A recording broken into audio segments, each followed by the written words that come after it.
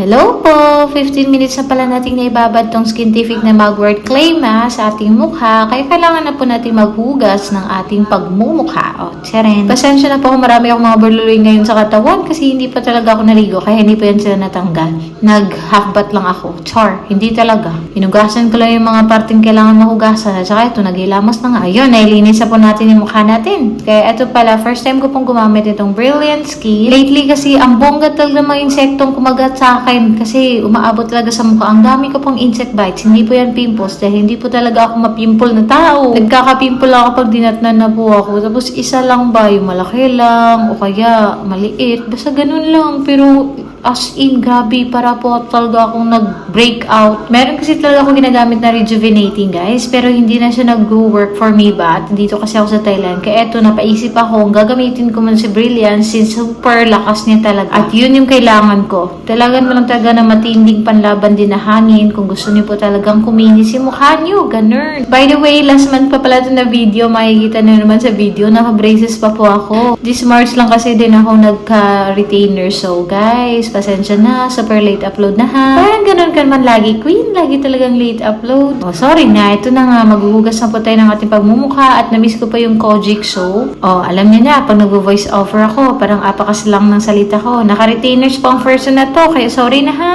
Ang gusto ko dito sa sabon kapag Kojic siya, ay talagang bongga. Bongga yung effect ay diretsong maanghangan yung mukha mo. Yun yung gusto ko po kasi mafe-feel ko na umepekto talaga yung sabon. Next naman, ito pala yung toner ng Brilliant. First time ko talagang gumamit ng Brilliant Skin, guys. Kaya i-check natin kung mayroon talaga siyang resulta sa mukha ko. Ito nga pala yung cream niya at binabasa ko pa talaga ng bongga ka na po yung mga benefits nito at paano talaga siya gamitin para hindi tayo magkamali at saka mag-resulta talaga siya ng bongga. Puro tayo bongga kasi dapat ganun. Bongga talaga dapat. At saka gusto ko ng perfect. Ay, ang OA. Perfectionist yan. Charis lang.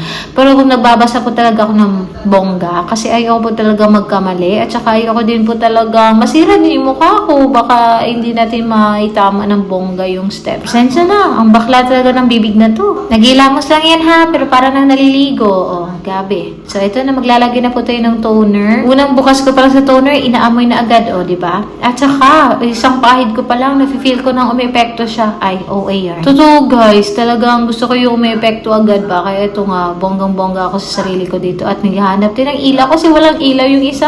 Nag-brand out na pala yung isa. Nag-brand out. Wala na pong buhay yung isang ilaw namin sa toilet kasi dapat dalawa yan. Eh, yung sa may shower lang ni area. Ganyan po siya ka-dim. Oh, lalagay na po tayo ng night cream kasi gabi na. Di naman pwede maglagay ito ng night cream sa umaga. Oh, hindi yan chikinini ha. Baka sabihin niyo naman chikinini yung nasa leeg ko.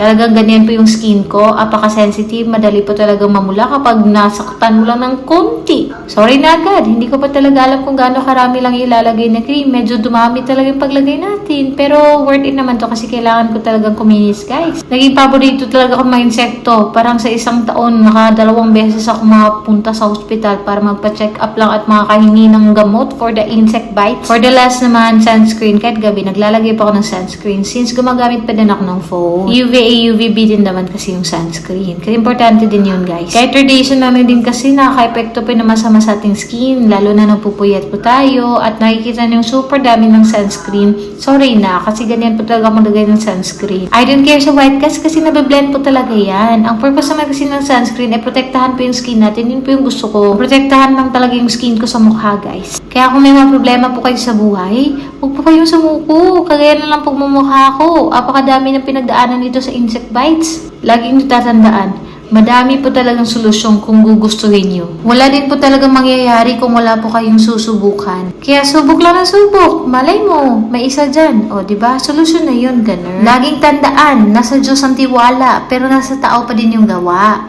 Kaya galaw-galaw din. Huwag masyadong maarte dyan. So, yun lang. Share ko lang. Ingat po. Bye. Have a good night.